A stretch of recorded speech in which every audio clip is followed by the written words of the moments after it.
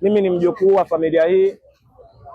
Mnamo kama saa moja mimi nilikuja hapa nikaja kusalimia familia na kutoka kibaruani kwangu nikaenda nyumbani. Muda si mrefu nikapigiwa simu nikaambiwa kwamba nyumba imeshika moto, nyumba inaungua. Ikabidi mimi nitoke kuja kuangalia hali, ndo kama hivi unavyoona. Nyumba ndo kama hivi inateketea, inaungua. Mpaka sasa hivi hata sielewi inakuaje, tumechanganyikiwa, ndo kama hivi unavyoona, hali halisi kama hivi mnavyoiona. Nilikuwa nimetoka mazoezini na ingia naambiwa kwamba kuna hali hatari ya maduka yanaungua. Ikabidi nitoke spidi kuja hapa. Nilikuwa na maduka mawili, kwa maana sofa hamna tena kitu ambacho unaweza kukizungumzia. Kwa hiyo maduka yote kama mnavyoona hali halisi yameungua yote. Tumekaribisha umaskini kwa spidi kubwa sana.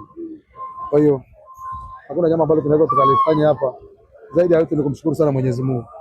Mimi binafsi naamini maisha tunatafuta. Sasa actually nilikuja Tanga sina chochote, nikapatia hivi hapa. Kwa hiyo naamini kwamba vitapatikana kwa mifumo mingine endapo Mwenyezi Mungu atataka iwe hivyo. Kwa upande wa Jeshi la Zimamoto na Uokoaji wanaelezea kuhusu hali halisi ya moto huo na hatua zilizochukuliwa. Moto ni mkali sana, unaambatana nyumba kwa nyumba, na ni maduka ya biashara hapa stendi, barabara 12.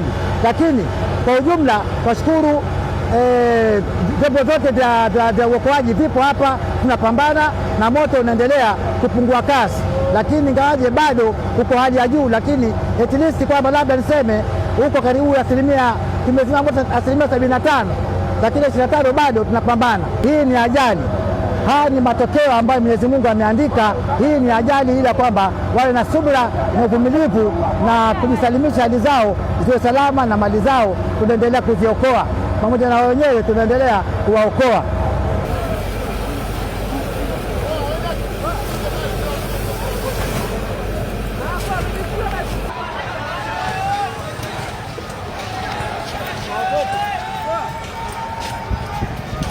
Welcome Data Media TV.